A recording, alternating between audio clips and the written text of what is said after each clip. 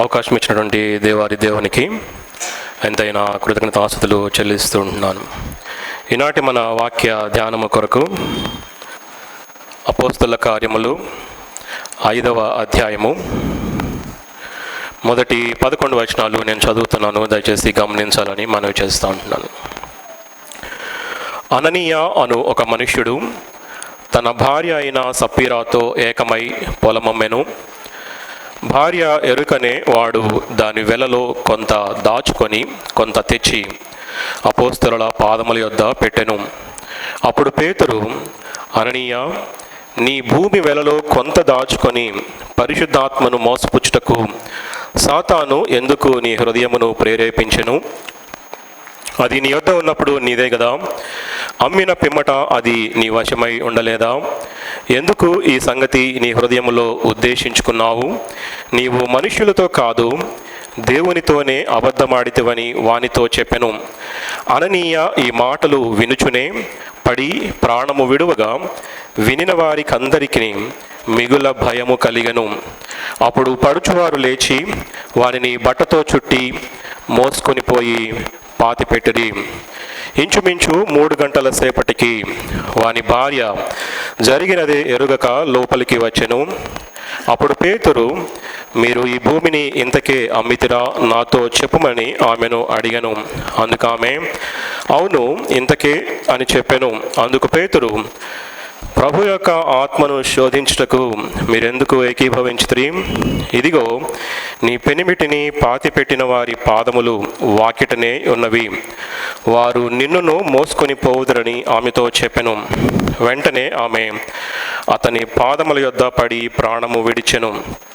ఆ పడుచువారు లోపలికి వచ్చి ఆమె చనిపోయినది చూచి ఆమెను మోసుకొని పోయి ఆమె పెనిమిటి యొద్ద పాతిపెట్టిరి.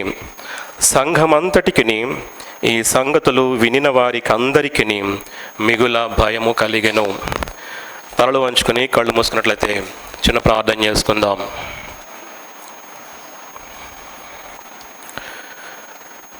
మహాగణుడవును, మహోన్నతుడవును, పరిశుద్ధుడవును, నిత్య నివాసి అయిన దేవా, ఇంతవరకు మీ తోడు, మీ సన్నిధి, మీ సహవాసము, మీ ప్రత్యక్షత మేము అనుభవించడానికి మా జీవితాల్లో మీరు ఇచ్చిన కృపను బట్టి, అనేకులకు లేనటువంటి గొప్ప భాగ్యాన్ని బట్టి, ధన్యతను బట్టి నాయన మీకు వేలాది స్తుతులు స్తోత్రాలు చెల్లిస్తుంటున్నాను మా తండ్రి. మా వెనికిడిలో మీరు ఉంచిన లేఖన భాగాలను బట్టి నాయన మీకు స్తోత్రాలు చెల్లిస్తుంటున్నాను ప్రభువా. అసత్యమును గూర్చినటువంటి సత్యాన్ని, అబద్ధం గురించినటువంటి నిజాన్ని మేము ధ్యానం చేస్తుంటుండగా మా ప్రభువా, మాకు మీరు తోడుగా ఉండి మీరు నడిపించండి. మీ జీవము కలిగిన మాటల చేత నన్ను, మమ్మల్ని దర్శించమని ప్రార్థన చేస్తుంటున్నాను మా తండ్రి. సత్యమై ఉన్నటువంటి నిన్ను ఎరిగి కూడా నాయన అసత్యముగా జీవిస్తున్నట్లయితే మరొకసారి మా హృదయాల్ని పరిశీలించుకోవడానికి నీ వాక్యపు వెలుగులో నన్ను, మమ్మల్ని సరిచేయమని ప్రభువా ప్రార్థన చేస్తుంటున్నాను మా తండ్రి.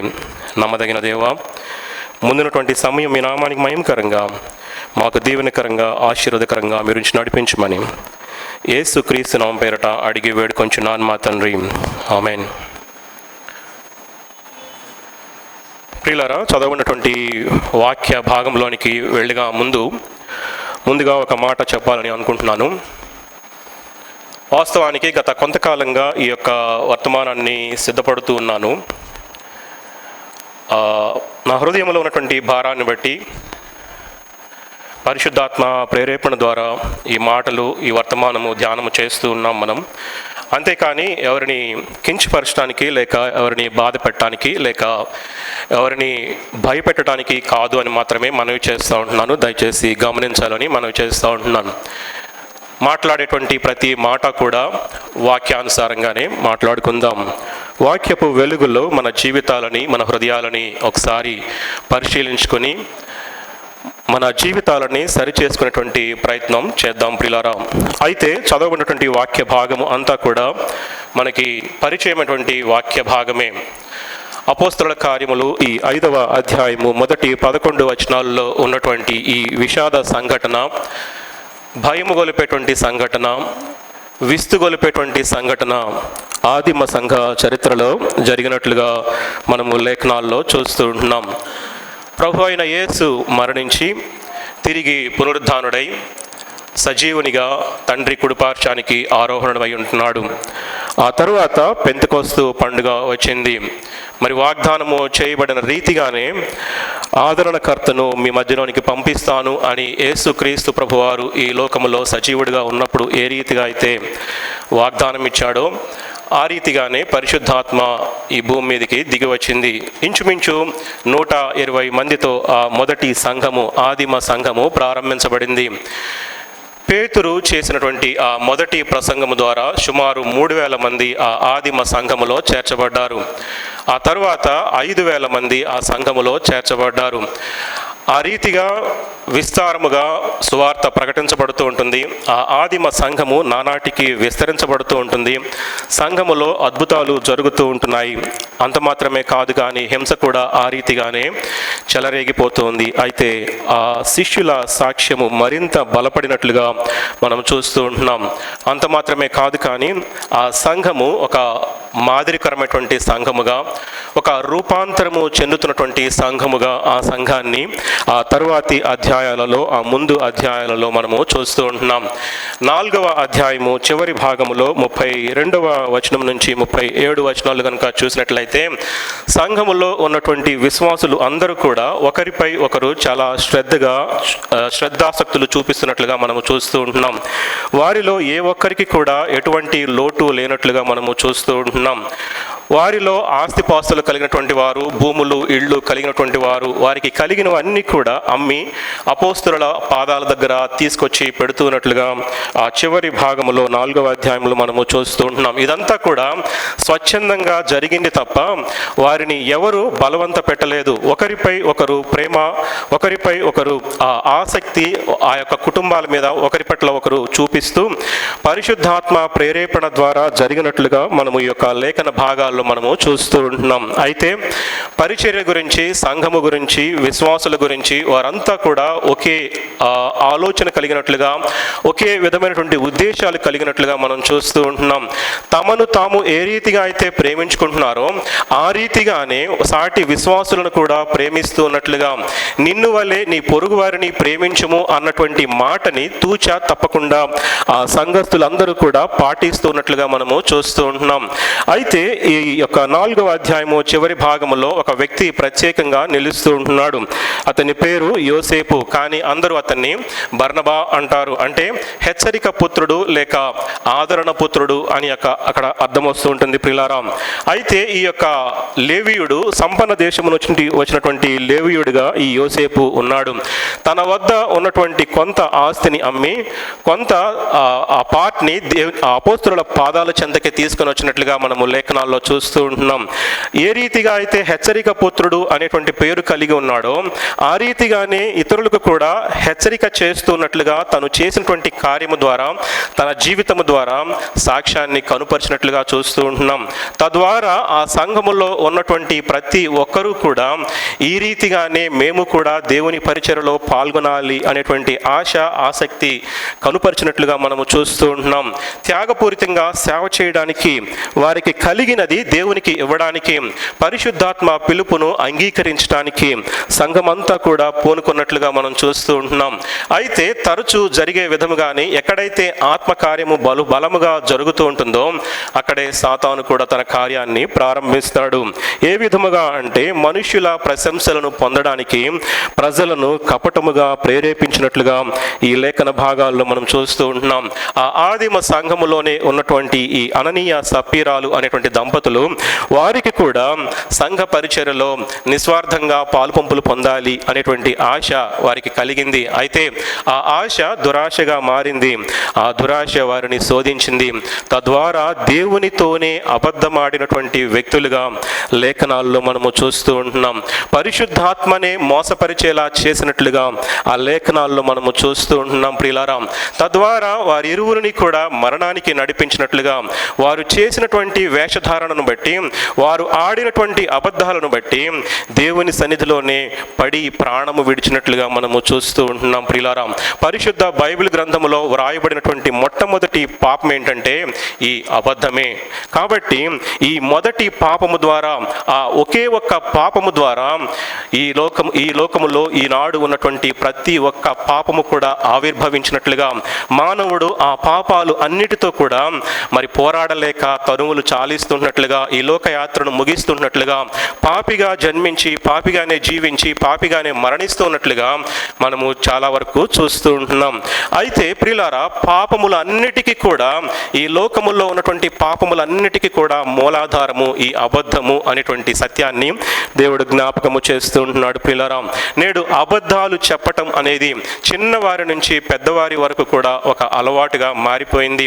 మంచినీళ్లు తాగినంత తేలికగా అలవోకగా అబద్ధాలు చెప్పడము అలవాటు అయిపోయింది. ఉదాహరణకి హైదరాబాద్ నుంచి విజయవాడకి వ్యక్తి ట్రైన్లో వెళ్తున్నాడు అనుకుందాం. అయితే ఆ వ్యక్తి వరంగల్ దగ్గరకు వచ్చిన తర్వాత ఎవరో ఫోన్ చేసి అడుగుతారు, ఏమని, బ్రదర్ ఎక్కడి వరకు వచ్చారు అంటే, ఆ వ్యక్తి అంటాడు కదా, నేను ఖమ్మం దాటిపోయాను, ఇంకో అరగంటలో విజయవాడ వచ్చేస్తాను అంటాడు. ఇది పచ్చి అబద్ధం. అంటే ఆ వ్యక్తి బయలుదేరిందే లేటు, కానీ అవతలి వ్యక్తికి అలవోకగా, అంటే మంచినీళ్లు తాగినంత సులువుగా అబద్ధాలు చెప్పడం చిన్నవారి నుంచి పెద్దవారి వరకు అలవాటు అయిపోయినట్లుగా మనం చూస్తూ ఉంటున్నాం. అయితే చిన్న అబద్ధమే కదా అని మనం అనుకుంటాం ప్రియులారా. అయితే లేఖనాలు సెలవిస్తూ ఉంటున్నాయి కదా, నువ్వు చేసింది పాపము చిన్న పాపమైనా పెద్ద పాపమైనా దేవుని దృష్టిలో ఒకటే పాపం. నువ్వు ఆడింది చిన్న అబద్ధమైన పెద్ద అబద్ధమైన అబద్ధమే, పాపము పాపమే ప్రియులారా. మనిషి ఆలోచన విధానం వేరుగా ఉంటుంది, పాపాన్ని చూసేటువంటి దృక్పథం దేవుని దృష్టిలో వేరుగా ఉంటుంది అని చెప్పి మనము నేర్చుకోవాల్సిన వారమై ఉంటున్నాం ప్రియులారా. అయితే ప్రతి చిన్నదానికి కూడా అబద్ధము ఆడవలసినటువంటి అవసరం లేదు ప్రియులారా. ఎందుకు అంటే దేవుడు ఏమంటున్నాడంటే, నీ మాట అవునంటే అవును, కాదంటే కాదు అన్నట్లుగా నీ మాట ఉండాలి అని చెప్పి లేఖనాలు సెలవిస్తూ ఉంటున్నాయి. అయితే మనం రక్షించబడి అనేక సంవత్సరాలు అయిపోయింది, విశ్వాసులముగా చలామణి అవుతూ కూడా సత్యమై ఉన్నటువంటి దేవుని నమ్ముకున్నాము అని మన విశ్వాస జీవితాలని కొనసాగిస్తూ ఉంటూ కూడా మాటికి మన జీవితాలని అబద్ధాలతో ప్రారంభించి అబద్ధాలతో ముగిస్తున్నట్లయితే నీవు దేవుని సంబంధివి కాదు అని చెప్పి దేవుడు జ్ఞాపకము చేస్తూ ఉంటున్నాడు ప్రియులారా. అబద్ధం ఆడేటువంటి ప్రతి ఒక్కరము కూడా సాతాను సంబంధి అని చెప్పి దేవుని లేఖనాలు సెలవిస్తూ ఉంటున్నాయి ప్రియులారా. అయితే యథార్థముగా జీవించడానికి, సత్యము కొరకు జీవించడానికి, సత్యము కొరకు నిలవబడటానికి దానికి తగిన వెల మనము చెల్లించవలసిన వారమై ఉంటున్నాం ప్రియులారా. ఒక్కొక్కసారి మన సమయాన్ని వెచ్చించవలసిన వారమై ఉంటున్నాము, ఒక్కొక్కసారి మన ధనాన్ని వెచ్చించవలసిన వారమై ఉంటున్నాము, ఒక్కొక్కసారి మనకు కలిగినటువంటి ఆర్థిక వనరుల్ని వెచ్చించవలసిన వారమై ఉంటున్నాము. తద్వారా తగినటువంటి వెల చెల్లించడం ద్వారా మనము దేవుని దృష్టిలో యథార్థవంతులముగా, నీతిమంతులముగా, నీతి నిజాయితీతో కూడినటువంటి జీవితాలను జీవించగలుగుతామని చెప్పి దేవుడు జ్ఞాపకము చేస్తూ ఉంటున్నాడు ప్రియులారా. యోబు భక్తుడిని కనుక మనం జ్ఞాపకం చేసుకున్నట్లయితే, యోబు గురించి దేవుడే ఒక గొప్ప అద్భుతమైనటువంటి సాక్ష్యాన్ని దేవుడు అక్కడ పలుకుతున్నట్లుగా మనం చూస్తూ ఉంటున్నాం. ఆ మొదటి అధ్యాయములో సాతానుతోనే చెప్తూ ఉంటున్నాడు కదా దేవుడు, యోబు భూమి మీద అంతట్లో కూడా యథార్థవంతుడు, నీతిమంతుడు అని చెప్పి ఆ దేవుడు ఇచ్చినటువంటి సాక్ష్యాన్ని మనం చూడగలుగుతూ ఉంటున్నాం. మరి మన జీవితాలను మనం ప్రశ్నించుకున్నట్లయితే, మన పొరుగు వారు ఎవరైనా కూడా ఈ మనిషి యథార్థవంతుడు అని సాక్ష్యాన్ని చెప్పగలిగేటువంటి స్థితిలో మనము జీవిస్తూ ఉంటున్నామా? లేక మన కుటుంబీకులు, కనీసం మన కుటుంబీకులైనా కూడా ఈ మనిషి ఎప్పుడు అబద్ధమాడాడు అనేటువంటి సాక్ష్యాన్ని కలిగి ఉంటున్నామా? మనల్ని మనం పరీక్షించుకోవాల్సిన వారమై ఉంటున్నాం. అంత మాత్రమే కాదు, కానీ ఒకసారి మన మనస్సాక్షి అయినా కూడా నీవు యథార్థవంతుడివి, దేవుని దృష్టిలో యథార్థవంతుడివి అనేటువంటి సాక్ష్యాన్ని నిన్ను గురించి నీ మనస్సాక్షి పలకగలుగుతుందా అనేటువంటి ప్రశ్న మన ముందు ఉంటుంది ప్రియులారా. అయితే వాస్తవానికి అబద్ధం ఎందుకు చెప్తారు అంటే, ఇతరులని మోసము చేయడానికి, ఇతరుల ముందు నటించడానికి, అంటే వేషధారణ జీవితాన్ని జీవించడానికి, కపటముతో కూడినటువంటి జీవితాన్ని జీవించడానికి, ఇతరుల మెప్పు కోరటానికి అబద్ధాలను ప్రేమించేవారిగా, అబద్ధాలు చెప్పేటువంటి వారుగా ఉంటారు అనేటువంటి సత్యాన్ని దేవుడు జ్ఞాపకం చేస్తూ ఉంటున్నాడు పిల్లరా. ఈ అననీయ సప్పీరాలు కూడా ఇతరుల మెప్పుని, మరి ముఖ్యంగా సాటి విశ్వాసుల మెప్పును కోరటానికి వారు కొంత అమ్మి కొంత దేవుని పాదాల దగ్గర పెట్టినట్లుగా మనము లేఖనాల్లో చూస్తూ ఉంటున్నాం ప్రియులారా. పరిశుద్ధాత్మని వారు మోసపుచ్చినట్లుగా దేవునితోనే అబద్ధమాడినటువంటి వ్యక్తులుగా తద్వారా వారి జీవితంలో మరణాన్ని కొని తెచ్చుకున్నట్లుగా మనము చూస్తూ ఉంటున్నాం ప్రియులారా. కొంతమంది అనుకుంటారు కదా, నేను చాలా స్మార్ట్ ఫెలోని, నా అంత తెలివైన వాళ్ళు ఇంకెవరు ఉండరు అని అనుకుంటారు. అంటే ఎలా అవతల వ్యక్తిని నమ్మిస్తారు అంటే అది ఖచ్చితంగా 100%, 200% నిజమేనేమో అనిపించేలాగా అవతల వ్యక్తిని బ్లఫ్ చేస్తుంటారు, అవతల వ్యక్తిని నమ్మిస్తూ ఉంటారు. కారణం ఏంటంటే నేనే చాలా తెలివైన వాడిని అనేటువంటి ఆ అతిశయంతో, ఆ గర్వముతోటి, అంటే నేను ఐఎమ్ ఏ స్మార్ట్ గై అన్నట్లుగా ఆ వ్యక్తులు ఎదుటివారికి అబద్ధాలు చెప్తూ ఉన్నట్లుగా మనం చూస్తూ ఉంటున్నాం ప్రియులారా. అయితే నువ్వు చెప్పింది చిన్న అబద్ధమైన, పెద్ద అబద్ధమైన, అబద్ధమే, పాపమే, అది దేవుని దృష్టిలో శిక్షార్హమైనటువంటి పాపం అని చెప్పి దేవుని లేఖనాల ద్వారా మనము నేర్చుకుంటూ ఉన్నాం ప్రియులారా. ఈ 5వ అధ్యాయములో కొన్ని వచనాలను కనుక మనం చూసినట్లయితే మొదటి 2 వచనాల్లో అననీయ సప్పీరాలు వారు పొలం అమ్మినటువంటి డబ్బుని కొంత తీసుకొని వచ్చి కొంత దాచుకొని దేవుని పాదాల దగ్గర, అపోస్తలుల పాదాల దగ్గర పెట్టినట్లుగా మనం చూస్తూ ఉన్నాం. అంటే వారి జీవితాలలో ఔదార్యము లేకుండానే ఔదార్యము కలవారము అన్నటువంటి పేరు వారికి కలగాలని చెప్పి దేవుని పాదాల దగ్గర కొంత తీసుకొని వచ్చి పెట్టినట్లుగా మనం చూస్తూ ఉంటున్నాం. అంటే వారి నిజమైనటువంటి ఆధ్యాత్మిక స్థితి కంటే కూడా మరింత ఉన్నతమైనటువంటి ఆధ్యాత్మిక స్థితిలో మేము ఉన్నాము అనేటువంటి మెప్పు, పేరు కలగాలని చెప్పి వారు ఆ రీతిగా అబద్ధమాడినట్లుగా ప్రవర్తించినట్లుగా మనం చూస్తూ ఉంటున్నాం ప్రియులారా. కొండ మీద యేసుక్రీస్తు ప్రభువారు చేసినటువంటి ప్రసంగంలో మత్తయి సువార్త 6వ అధ్యాయము మొదటి 4 వచనాలు కనుక చూసినట్లయితే మీరు చేసేటువంటి ప్రతి పని కూడా, మీరు చేసేటువంటి ప్రతి దాతృత్వమైనటువంటి పని కూడా వేరెవరికి తెలియవద్దు, మనుషుల ఎదుట మరి ముఖ్యంగా తెలియపరచుకోవద్దు అని చెప్పి దేవుడు అక్కడ లేఖనాల్లో సెలవిస్తూ ఉంటున్నాడు.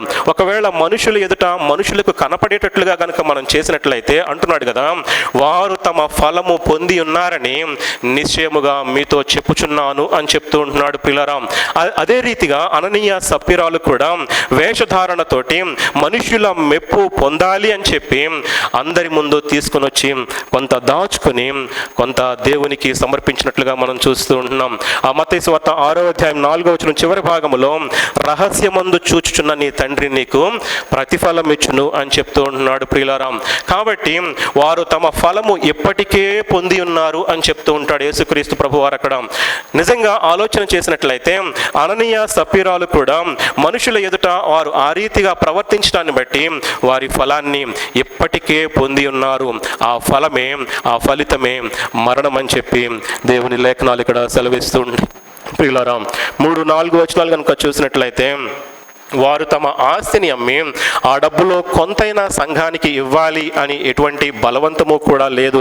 అయితే అబద్ధము ఆడేలాగా అననీయాని సాతాను ప్రేరేపించినట్లుగా మనం లేఖనాల్లో చూస్తూ ఉంటున్నాం. ఎందుకంటే వాడు అబద్ధికుడు, అబద్ధమునకు జనకుడై ఉన్నాడు అనేటువంటి సత్యాన్ని దేవుని లేఖనాలు మనకి స్పష్టంగా చెప్తూ ఉంటున్నాయి ప్రియులారా. అయితే ఆ సాతాను ఎప్పుడైతే ఆ అననీయని ఆ రీతిగా ప్రేరేపించాడో ఆ ప్రేరేపణకి, ఆ శోధనకి అననీయ లొంగిపోయినట్లుగా తద్వారా దేవుని యొక్క దైవజనునితో, ఆ దేవుని యొక్క ప్రవక్తతోనే సంఘములో అబద్ధమాడినటువంటి వ్యక్తిగా ఉన్నాడు. తద్వారా తన జీవితంలో అకస్మాత్తుగా కలిగినటువంటి మరణాన్ని మనము చూస్తూ ఉంటున్నాం ప్రియులారా. వాస్తవానికి అబద్ధం ఎక్కడ ప్రారంభమైంది అంటే ఆది కాండములోనే ప్రారంభమైంది. ఆ ఏదెను తోటలోనే ఆదాము హవ్వల దగ్గరే సాతాను వారి మధ్యలోనికి వచ్చి ఆ మరణాన్ని రుచి చూపించినట్లుగా, ఆ పాపము చేత శోధించినట్లుగా ఆదాము హవ్వల జీవితాలను మనము చూస్తూ ఉంటున్నాం ప్రియులారా. దేవుని ప్రజలతో అబద్ధము ఆడటము అంటే దేవునితోనే అబద్ధమాడినట్లు అనేటువంటి సత్యాన్ని దేవుడు జ్ఞాపకము చేస్తూ ఉంటున్నాడు ప్రియులారా. అంటే దేవుని ప్రజల పట్ల మనము ఏ రీతిగా ప్రవర్తిస్తామో ఆ రీతిగానే దేవునితో కూడా మనము ప్రవర్తిస్తూ ఉన్నాము అనేటువంటి సత్యాన్ని దేవుడు జ్ఞాపకము చేస్తూ ఉంటున్నాడు ప్రియులారా. 5వ వచనంలో కనుక చూసినట్లయితే, అననీయ ఈ మాటలు వినుచునే పడి ప్రాణము విడువుగా వినిన వారికి అందరికీ మిగుల భయము కలిగను అంటున్నాడు. అననీయ చేసినటువంటి ఆ పాపం ఏదైతే ఉందో, అననీయ చేసినటువంటి ఆడినటువంటి అబద్ధం ఏదైతే ఉందో, సంఘము యొక్క ఆధ్యాత్మిక జీవనానికి, సంఘము యొక్క క్రమశిక్షణకి, సంఘము యొక్క ఉనికికి భంగము కలిగించేదిగా ఉంది. కాబట్టి ఆ యొక్క ప్రమాదాన్ని తొలగించడానికి దేవుడు తన తీవ్రమైనటువంటి ఉగ్రతను, తీవ్రమైనటువంటి కోపాన్ని ఆ వ్యక్తి మీద కుమ్మరించినట్లుగా లేఖనాలు మనకి సెలవిస్తూ ఉంటున్నాయి ప్రియులారా. దేవుని యొక్క ఉగ్రత ఆ వ్యక్తి మీద తీవ్రంగా కుమ్మరించబడటాన్ని బట్టి ఆ పాపము అంతటితో సమూలముగా నాశనం చేయాలి అనేటువంటి ఉద్దేశంతో దేవుడు తన ఉగ్రతను కుమ్మరించినట్లుగా మనం చూస్తూ ఉంటున్నాం ప్రియులారా. అక్కడే 9వ వచనంలో కనుక మనం చూసినట్లయితే, తన తీర్పు సప్పీరా మీదకి కూడా రాబోతుంది అనేటువంటి సత్యాన్ని పేతురికి దేవుడు బయలుపరిచాడు. అయితే సప్పీరాకి ఒక అవకాశాన్ని కూడా దేవుడిచ్చాడు. పశ్చాత్తాపపడే అవకాశాన్ని, ఆ సమయాన్ని దేవుడు అనుగ్రహించాడు. అయితే సప్పీరా ఆ యొక్క అవకాశాన్ని, ఆ పశ్చాత్తాపపడే అవకాశాన్ని కూడా మరి నిర్లక్ష్యము చేసినట్లుగా, త్రోసివేసినట్లుగా దేవుని యొక్క ప్రవక్తతో, దైవజనునితో అబద్ధమాడినటువంటి వ్యక్తిగా మనం చూస్తూ ఉంటున్నాం. తన భర్త చనిపోయాడు అనేటువంటి విషయాన్ని ఎరుగక ఆ భార్య అయినటువంటి సప్పీరా కూడా ఆ ప్రవక్తతో అబద్ధమాడటాన్ని బట్టి దేవుని ఉగ్రత అకస్మాత్తుగా వారి మీదికి వచ్చినట్లుగా మనం చూస్తూ ఉంటున్నాం ప్రియులారా. పరిశుద్ధాత్మని మోసపుచ్చినట్లుగా, దేవునితోనే ముఖాముఖిగా అబద్ధమాడినటువంటి వ్యక్తులుగా ఈ యొక్క లేఖనాల్లో రాయబడి ఉంటున్నారు ప్రియులారా. అయితే మరికొంతమంది అబద్ధ ప్రమాణాలు చేస్తారు, అబద్ధ సాక్ష్యాలు చెప్తారు ప్రియులారా. యాకోబు పత్రిక 3వ అధ్యాయం 14వ వచనంలో ఏముంటుందంటే, సత్యమునకు విరోధముగా అబద్ధమాడవద్దు అని చెప్పి అక్కడ భక్తుడు సెలవిస్తూ ఉంటున్నాడు ప్రియులారా. అయితే బైబిల్ గ్రంథంలో అనేక మంది జీవితాల్లో మనం చూసినప్పుడు ఏ ఒక్కరు కూడా వారిలో ఉన్నటువంటి అసత్యాన్ని బట్టి బాగుపడినట్లుగా కానీ, మరి ఏ రీతిగా కూడా వారు ఆశించినట్లుగా వారి ఫలాన్ని పొందుకున్నట్లుగా కానీ మనము చూడము. తద్వారా వారి జీవితాలలో నష్టాన్ని పొందుకున్నట్లుగా, వారి జీవితాలలో మరణాన్ని పొందుకున్నట్లుగా, అకస్మాత్తుగా ఈ భూమి నుంచి, ఈ భూమిని విడిచి వారు వెళ్ళిపోయినట్లుగా మనము లేఖనాల్లో చూస్తూ ఉంటున్నాం ప్రియులారా. కొంతమంది వ్యక్తులను మీ ముందుకు తీసుకుని రావాలని చెప్పి ఆశపడుతూ ఉంటున్నాను ప్రియులారా. మొదటి రాజుల గ్రంథం 21వ అధ్యాయములో యెజబేలు రాణి కూడా అహాబు యొక్క పొలాన్ని ఆ యొక్క భర్తకి కావాలి అని చెప్పి ఆ అహాబుని చంపించింది.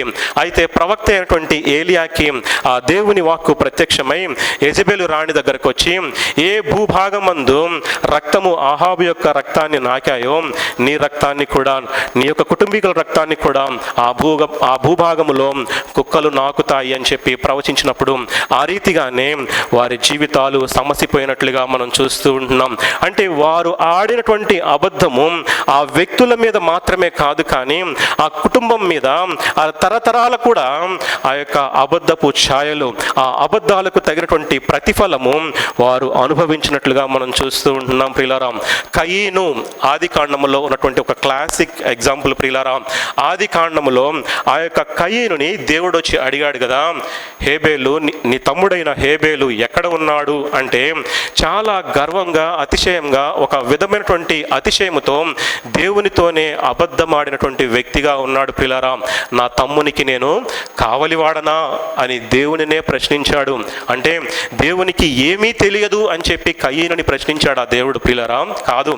దేవుడు సర్వజ్ఞుడై ఉన్నాడు, సర్వాంతర్యామి అయి ఉన్నాడు, సర్వ సృష్టికర్త అయి సార్వభౌమాధికారైనటువంటి దేవుడిగా ఉన్నాడు. ఆయనకి అన్ని విషయాలు తెలిసి అన్ని చోట్ల అన్ని వేళలా ఉండగలిగినటువంటి దేవుడై ఉండి కూడా మానవుడిని ఒకసారి పరీక్షించాడు. పశ్చాత్తాపపడేటువంటి అవకాశాన్ని అక్కడ ఇచ్చినట్లుగా మనం చూస్తూ ఉంటున్నాం. ఆ ఆది కాండము 4వ అధ్యాయంలో ముమ్మారు దేవుడు కయీనుని హెచ్చరించినట్లుగా, పాపము నీ మీద ఏలుబడి చేయబోతుంది అని చెప్పి ముమ్మారు ఆ కయీనుని హెచ్చరించినట్లుగా మనం చూస్తూ ఉంటున్నాం. 4వ అధ్యాయము 6వ వచనములో ఒకసారి, 9వ వచనంలో ఒకసారి, 10వ వచనంలో మరొకసారి, 3 చోట్ల 3 సార్లు కయీనుని హెచ్చరించినట్లుగా మనం చూస్తూ ఉంటున్నాం. అయితే దేవుని యొక్క హెచ్చరికను కయీను మరి త్రోసివేసినట్లుగా, నిర్లక్ష్యము చేసినట్లుగా, పశ్చాత్తాప పడటానికి బదులుగా తనలో ఉన్నటువంటి అసూయని, కపటాన్ని, ఆ యొక్క లక్షణాలన్నిటినీ కూడా దేవుని ఎదుట ప్రదర్శించినట్లుగా మనం చూస్తూ ఉంటున్నాం ప్రియులారా. అయితే ఆ రీతిగా కయీను అబద్ధమాడటాన్ని బట్టి కయీను వ్యక్తిగతంగా శపించబడ్డాడు. కయీను కుటుంబము కూడా శపించబడింది. కయీనును బట్టి భూమి కూడా శపించబడినట్లుగా మనం చూస్తూ ఉంటున్నాం. అంటే నీవు అబద్ధమాడటాన్ని బట్టి నీవు, నీ కుటుంబం, నీ పిల్లలు మాత్రమే కాదు, కానీ నీ ఆర్థిక వనరుల మీద కూడా దేవుడు శాపాన్ని తీసుకొస్తాడని చెప్పి దేవుని యొక్క వాక్యం మనకి జ్ఞాపకము చేస్తూ ఉంటుంది ప్రియులారా. అంత మాత్రమే కాదు, కానీ కయీను అబద్ధమాడటాన్ని బట్టి దేశ దిమ్మరిగా మిగిలిపోయి ఉంటున్నాడు. కయీనును చంపేటువంటి అవకాశము ఈ లోకములో ఉన్నటువంటి ఎవరికీ ఇవ్వలేదు. అనుకుంటాడు కదా, నన్ను ఎవరైనా చంపేస్తే బాగుండు అనుకుంటాడు. అయితే ఆ చంపేటువంటి అవకాశాన్ని కూడా కయీను ఈ లోకములో ఎవరికి ఇవ్వకుండా దేశ దిమ్మరిగా చేసినట్లుగా మనం చూస్తూ ఉంటున్నాం. దేవుని సన్నిధిలో నుంచి శాశ్వతముగా వెళ్ళగొట్టబడినట్లుగా ఆ యొక్క కయీను జీవితాన్ని మనం చూస్తూ ఉంటున్నాం పిల్లారా. యాకోబు జీవితాన్ని కూడా మనం పరిశీలించినట్లయితే తన అన్న అయినటువంటి ఏశావుకు రావాల్సినటువంటి ఆశీర్వాదాలను లాక్కోవటం కొరకు తన తండ్రితో అబద్ధమాడినటువంటి వ్యక్తిగా మనం చూస్తూ ఉంటున్నాం. తర్వాత ఏశావుతో కూడా కలహాలు ఉన్నప్పటికీ, తర్వాత ఏశావుతో సరిచేసుకున్నప్పటికీ కూడా అవి అన్నీ కూడా శాశ్వత కాలం పరిణామాలుగా, శాశ్వత కాలము వారిరువురి మధ్యలో మరి ఆ విభేదాలు చెలరేగినట్లుగా మనము చూస్తూ ఉన్నాం ప్రియులారా. మరొక ఉదాహరణ కనుక మనం ఆలోచన చేసినట్లయితే గెహాజీ యొక్క జీవితాన్ని మనము ఆలోచన చేయవచ్చు ప్రియులారా. 2వ రాజుల గ్రంథం 5వ అధ్యాయము 22వ వచనంలో ఒక చక్కటి మాట ఉంటుంది చూడండి ప్రియులారా. 2వ రాజుల గ్రంథం 5వ అధ్యాయము 22వ వచనంలో గెహాజీ నయమానుతో మొట్టమొదటి అబద్ధాన్ని చెప్తూ ఉంటున్నాడు. నా యజమానుడు నా చేత వర్తమానం పంపి, ప్రవక్తల శిష్యులలో 2 యవనులు ఎఫ్రాయిం మన్యము నుండి నా యొద్దకు ఇప్పుడే వచ్చిరి గనుక నీవు వారి కొరకు 2 మణుగుల వెండియు 2 దుస్తుల బట్టలను దయచేయమని సెలవిచ్చుచున్నాడు అని చెప్పి నయమానుతో అబద్ధమాడినట్లుగా మనం చూస్తూ ఉంటున్నాం. అదే అధ్యాయములో ఆ అబద్ధాన్ని కప్పిపుచ్చుకోవడానికి మరొక అబద్ధము 25వ వచనంలో మనం చూస్తూ ఉంటున్నాం. ఆ ప్రవక్త అయినటువంటి ఎలీషాతో అబద్ధమాడినట్లుగా మనం చూస్తూ ఉంటున్నాం. అంటే మొట్టమొదటిగా ఆడినటువంటి అబద్ధాన్ని కవర్ చేసుకోవడానికి, కప్పిపెట్టుకోవడానికి మరొక అబద్ధాన్ని ఆడినటువంటి వ్యక్తిగా అక్కడ మనం చూస్తూ ఉంటున్నాం. అతడు లోపలికి పోయి తన యజమానిని ముందర నిలువగా ఎలీషా వానిని చూచి, గెహాజీ నీవెచ్చటి నుండి వచ్చితేవని అడిగినందుకు వాడు నీ దాసుడనైన నేను ఎచ్చటికి పోలేదనను అని చెప్తూ ఉంటున్నాడు. ముందు నయమానుతో ఒక అబద్ధం ఆడాడు. ఆ అబద్ధాన్ని కప్పిపెట్టుకోవడానికి ప్రవక్త అయినటువంటి ఎలీషాతో మరొక అబద్ధాన్ని ఆడినట్లుగా మనం చూస్తూ ఉంటున్నాం. తద్వారా గెహాజీ జీవితంలో నయమానుకి కలిగినటువంటి కుష్టు ఆ వ్యక్తికి కలిగినట్లుగా మనము లేఖనాల్లో 27వ వచనంలో చూస్తూ ఉంటున్నాం. శాశ్వతముగా ఈ వ్యక్తి కూడా దేవుని సన్నిధిలో నుంచి వెళ్ళగొట్టబడినట్లుగా మనము లేఖనాల్లో చూస్తూ ఉంటున్నాం ప్రియులారా. అయితే అబద్ధము అనేది మోసము చేయాలి అనేటువంటి ఆలోచనతో, అటువంటి ఆశతో చెప్పేటువంటి మాట ప్రియులారా దేవుని స్వభావానికి విరుద్ధము. ఎందుకంటే నీవు నేను సేవించి ఆరాధించేటువంటి దేవుడు అబద్ధమాడజాలటువంటి దేవుడుగా ఆయన ఉంటూ ఉన్నాడు. నిన్న నేడు నిరంతరము కూడా మార్పులేనటువంటి దేవుడుగా ఆయన ఉంటూ ఉన్నాడు. ఆయనను సేవిస్తూ, ఆరాధిస్తూ, ఆయనకు ప్రార్థన చేస్తూ, ఆయన ఇచ్చేటువంటి ప్రతి ఆశీర్వాదాన్ని మన జీవితాల్లో అనుభవిస్తూ కూడా సాతాను సంబంధి వలె, అపవాది సంబంధుల వలె అబద్ధము ఆడటము ఎంతవరకు సమంజసము అనేటువంటి ప్రశ్న మన ముందు ఉంటుంది ప్రియులారా. అబద్ధము నీ వ్యక్తిగత జీవితాన్ని మాత్రమే కాదు, కానీ నీ కుటుంబ జీవితాన్ని నాశనం చేస్తుంది, నీ ఆర్థిక వనరుల్ని నాశనం చేస్తుంది, మరి ముఖ్యంగా దేవునితో నీ సంబంధాన్ని చాలా వరకు ప్రభావితం చేస్తుంది అనేటువంటి సత్యాన్ని దేవుడు జ్ఞాపకము చేస్తూ ఉంటున్నాడు ప్రియరా. అయితే లేఖనానుసారంగా మనం పరిశీలించినట్లయితే ఎవరు అబద్ధికులు అంటే అబద్ధికులు ఎవరు అని గనక ఆలోచన చేసినట్లయితే 4 విషయాలు మనం చూద్దాం చూడండి. సామెతల గ్రంథం 10వ అధ్యాయము 18వ వచనంలో హృదయములో పగ ఉన్నవాడు అని చెప్తూ ఉంటున్నాడు.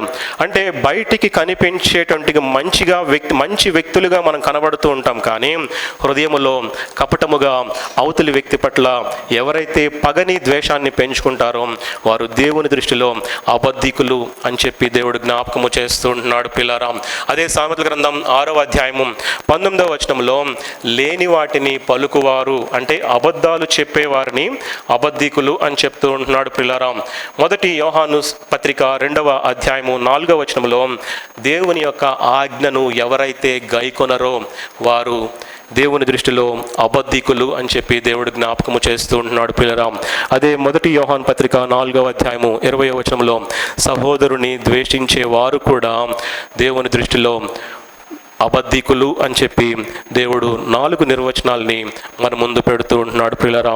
అయితే మనము అబద్ధాలు చెప్పటాన్ని బట్టి మన జీవితాలలో ఆచరణాత్మకమైనటువంటి ప్రాబ్లమ్స్, అంటే ప్రాక్టికల్ ప్రాబ్లమ్స్, ప్రాక్టికల్ కాన్సిక్వెన్సెస్ మన జీవితాలలో అనేకము ఉంటాయి ప్రియులారా. ఒకసారి అబద్ధము చెప్పిన తరువాత ఆ వ్యక్తిని మరలా జీవితంలో నమ్మాలి అంటే నమ్మగలమా అండి?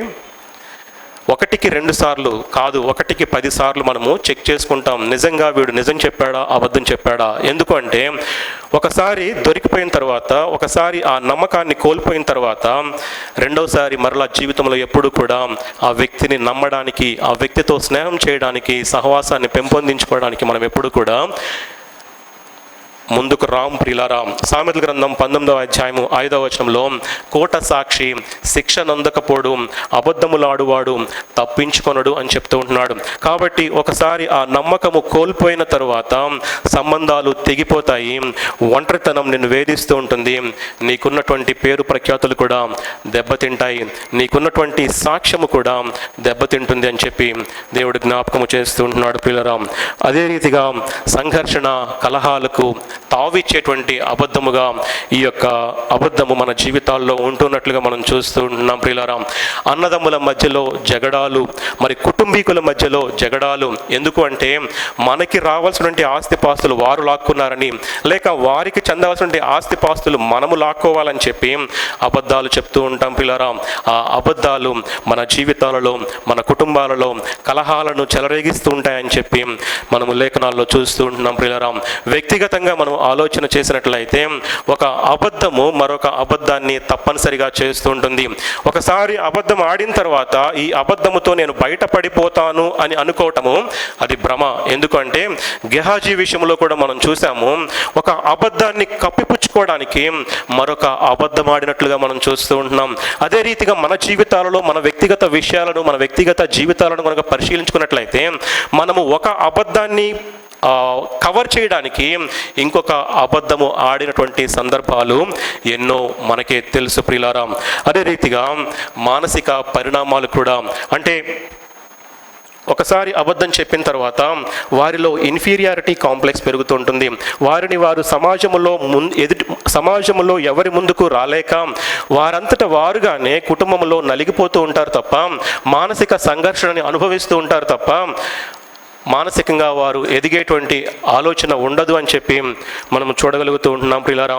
అయితే ఇంతవరకు మనము ప్రాక్టికల్ కాన్సిక్వెన్సెస్ చూసాము. అయితే దేవుని లేఖనాల్లో నుంచి ఆధ్యాత్మికంగా మనకు కలిగేటువంటి నష్టాలు ఏ రీతిగా ఉంటాయో క్లుప్తంగా చూద్దాం. చూడండి ప్రియులారా, మొట్టమొదటిగా మనము చెప్పేటువంటి అబద్ధము మనల్ని సృష్టికర్త అయినటువంటి దేవుని నుంచి వేరు చేస్తుంది అనేటువంటి సత్యాన్ని దేవుడు జ్ఞాపకము చేస్తూ ఉంటున్నాడు ప్రియులారా. నేనే మార్గమును, నేనే సత్యమును, నేనే జీవమును అని ప్రకటించుకున్నటువంటి దేవుని సేవిస్తూ ఆరాధిస్తూ కూడా మనము గనక మన జీవితాలలో అబద్ధాలను కలిగి ఉన్నట్లయితే, అబద్ధ సాక్ష్యాలు, అబద్ధ జీవితాలు మనం కలిగి ఉన్నట్లయితే దేవుడు నిన్ను శాశ్వతంగా దూరపరుస్తాడు.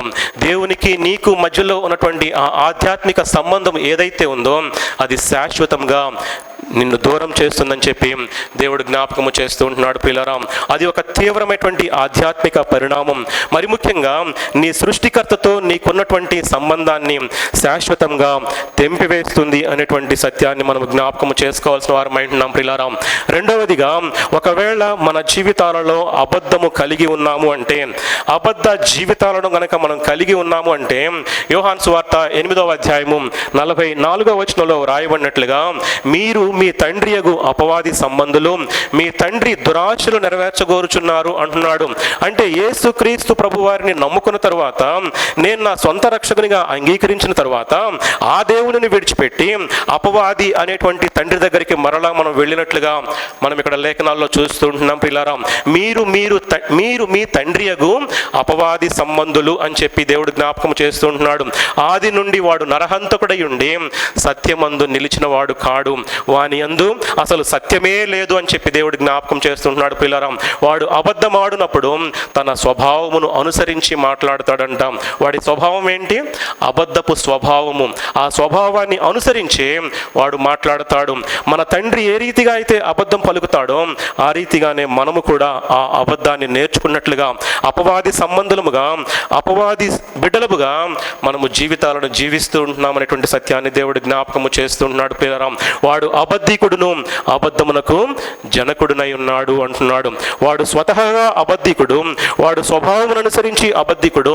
అంత మాత్రమే కాదు, కానీ దేవుని రక్తము చేత కడగబడినటువంటి నిన్ను నన్ను కూడా పొల్యూట్ చేయడానికి, వాడి సంబంధులుగా నెరవేర్చడం కొరకు మన జీవితాలలో చిన్న అబద్ధాన్ని లేక పెద్ద అబద్ధాన్ని ఇంజెక్ట్ చేస్తున్నట్లుగా మనం జ్ఞాపకము చేసుకోవాల్సిన వారమై ఉంటున్నాం పిల్లరా. అంటే శాశ్వతముగా సాతానుతో పొత్తును మనము కలిగి ఉండబోతున్నాము అనే సత్యాన్ని దేవుడు జ్ఞాపకము చేస్తూ ఉంటున్నాడు పిల్లరా. మూడవదిగా తీర్పులో నిలబడవలసిన వారమై ఉంటున్నాము.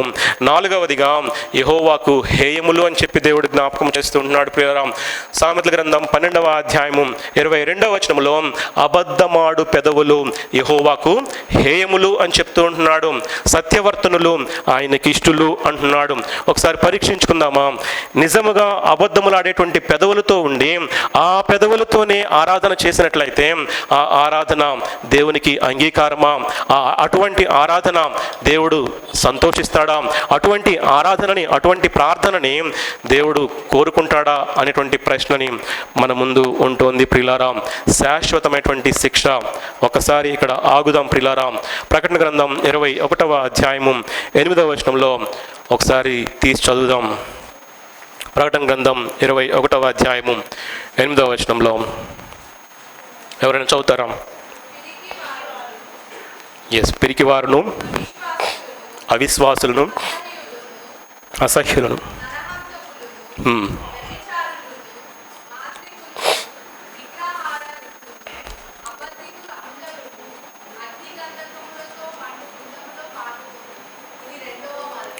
చాలా అబద్ధికులు అందరూ అని ఉందా? లేక చిన్న అబద్ధాలు చెప్పినవారు, లేక పెద్ద అబద్ధాలు చెప్పినవారు అని ఉందా?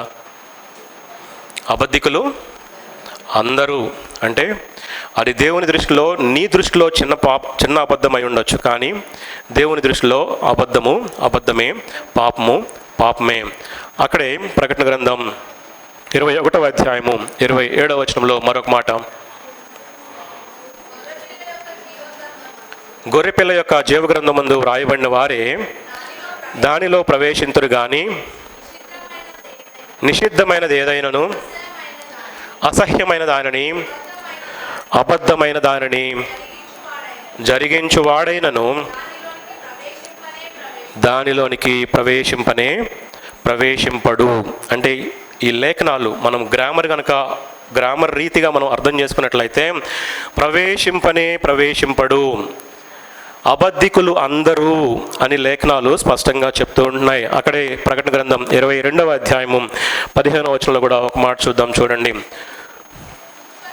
కుక్కలను, మాంత్రికులను, వ్యభిచారులను, నరహంతకులను, విగ్రహారాధకులను, అబద్ధమును ప్రేమించి జరిగించు ప్రతివాడును వెలుపట ఉందురు. వెలుపట అంటే ఎక్కడండి? పరలోకానికి బయట. ఎవరెవరు? అబద్ధాన్ని ప్రేమించి వారి జీవితంలో జరిగించే ప్రతివాడు అని ఉందా? లేకపోతే కొంతమందికి ఏమన్నా ఎగ్జంప్షన్ ఏమైనా ఉందా అండి? ఎవ్వరికి కూడా ఎటువంటి మినహాయింపు లేదు. మన జీవితంలో అబద్ధం ఉంది అంటే, మనము అబద్ధ సాక్ష్యాలు చెప్తున్నాము అంటే, మన జీవితంలో అబద్ధ ప్రమాణాలు చేస్తూ ఉన్నాము అంటే మన జీవితంలో జరిగించే ప్రతి విధమైన అబద్ధాన్ని బట్టి దేవుడు నిన్ను శాశ్వతంగా దూరం చేసి రెండవ మరణానికి అప్పగిస్తున్నాడు అనేటువంటి సత్యాన్ని దేవుడు జ్ఞాపకం చేస్తూ ఉంటున్నాడు ప్రియరా. ఎఫెసీయులు రాస్తూ 4వ అధ్యాయం 25వ వచనంలో, మనము ఒకరికొకరము అవయవములై ఉన్నాము గనుక మీరు అబద్ధమాడుట మాని ప్రతి వాడును తన పొరుగు వానితో సత్యమే మాట్లాడవలను అని చెప్పి హెచ్చరిస్తూ ఉంటున్నాడు.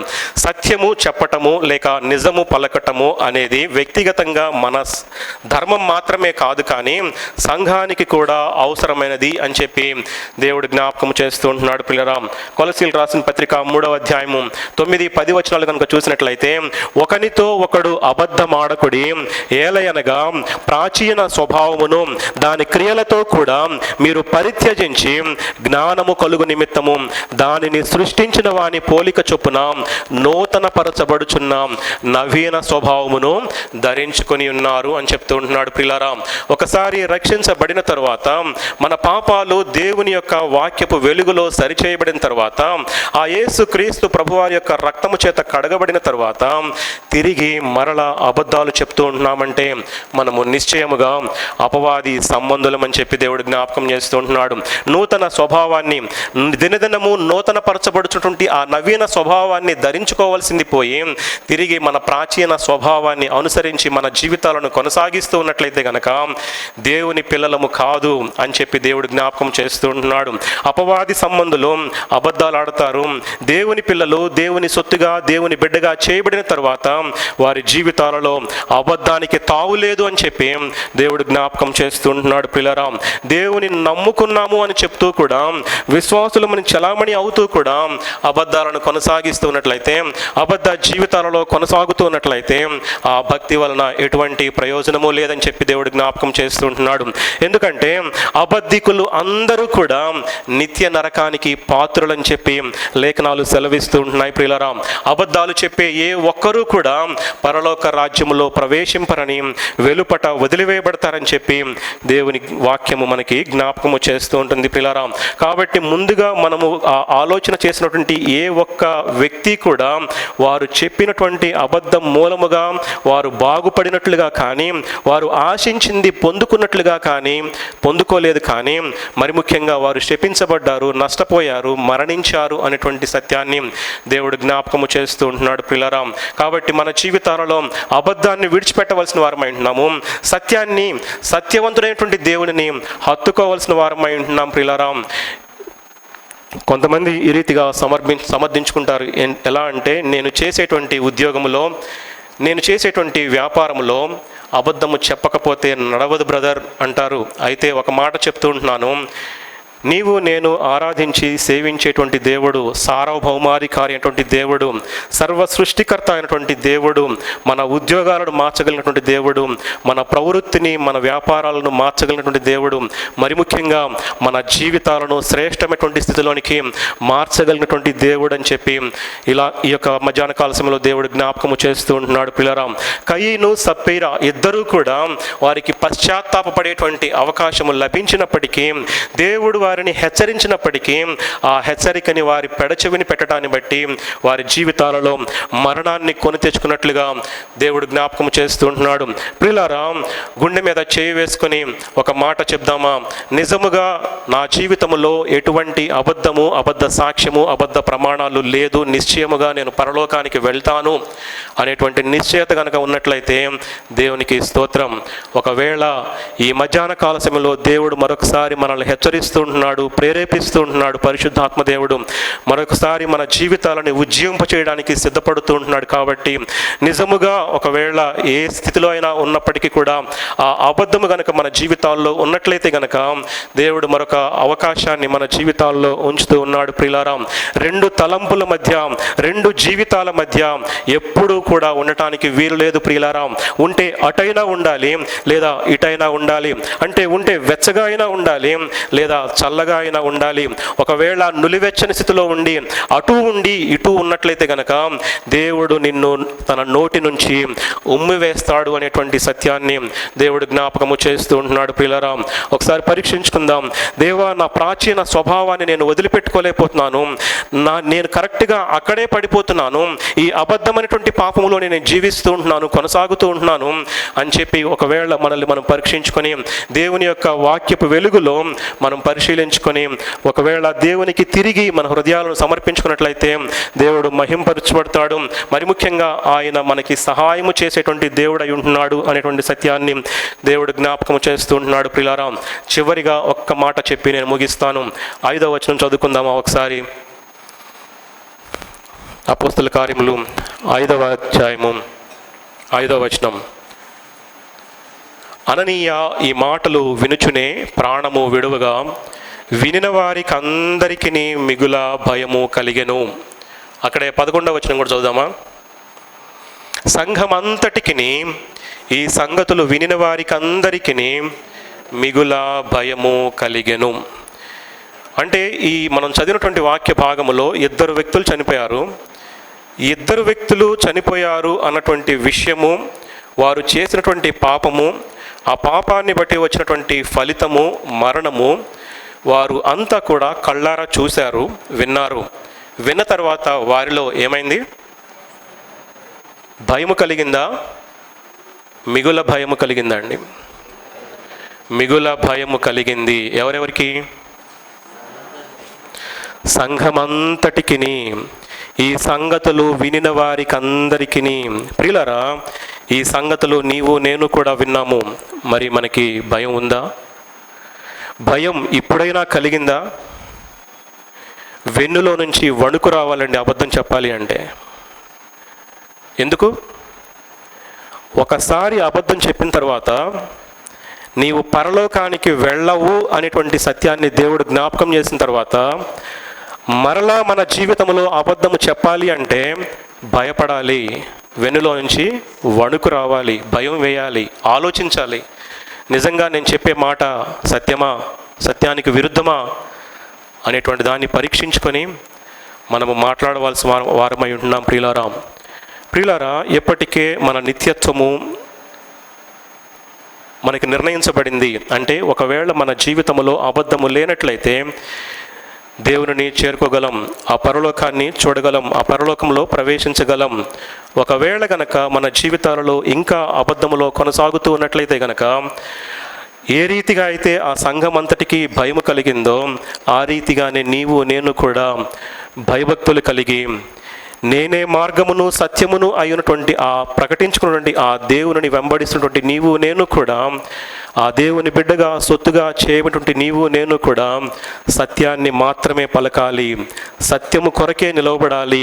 ఆ సత్యవంతుడైనటువంటి దేవుని ఎలా ఆరాధించాలి అంటే సత్యమైనటువంటి హృదయాలతో, హృదయములో సత్యము కలిగి కపటము లేకుండా యథార్థతతో దేవుని ఆరాధించినప్పుడు మన దేవుడు మహింపరచబడతాడు.